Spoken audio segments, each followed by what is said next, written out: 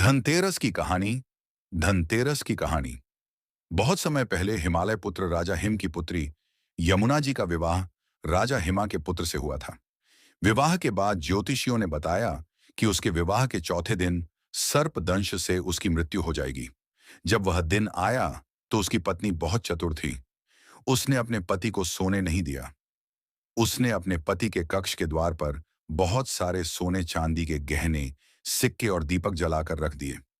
उसने अपने पति को कहानियां सुनाई, भजन गाए ताकि वह जागा रहे। रात के समय यमराज सर्प का रूप लेकर आए, परंतु जब उन्होंने देखा कि कमरे के बाहर चारों ओर सोने चांदी के आभूषणों की चमक और दीपकों का प्रकाश है, तो उनकी आंखें चौंधिया गईं। वे अंदर प्रवेश नहीं कर सके और बिना कुछ किए लौट गए। इस तरह राजा हिम का पुत्र मृत्यु से बच गया। तभी से यह दिन धनतेरस कहलाया और इस दिन दीपदान और धन की पूजा करने की परंपरा चली। धनतेरस पूजन विधि। धनतेरस पूजा विधि। पूजन का समय धनतेरस के दिन सूर्यास्त के बाद और प्रदोष काल लगभग शाम 6 बजे से 8 बजकर 30 मिनट के बीच में पूजन करना शुभ माना जाता है। पूजन की तैयारी। क्या क्या लाना चाहिए? एक, नया झाड़ू, घर की नकारात्मक ऊर्जा दूर करने के लिए। 2, सोने चांदी का बर्तन या सिक्का, धनलाभ का प्रतीक।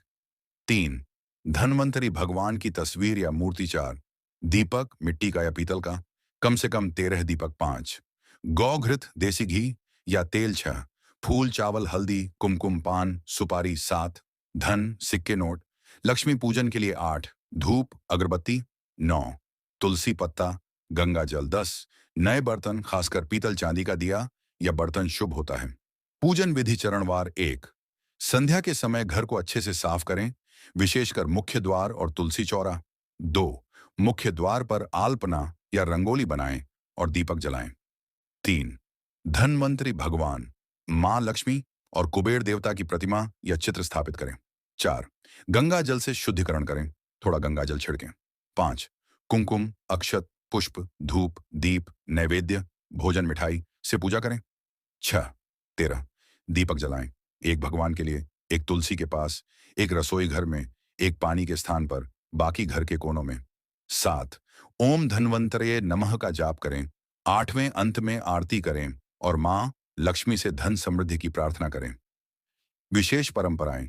इस दिन नया बर्तन, सोना चांदी या धातु का सामान खरीदना बहुत शुभ माना जाता है। झाड़ू खरीदना भी धनलक्ष्मी का प्रतीक है। रात में दीपदान से यमराज को प्रसन्न किया जाता है, जिससे अकाल मृत्यु नहीं होती।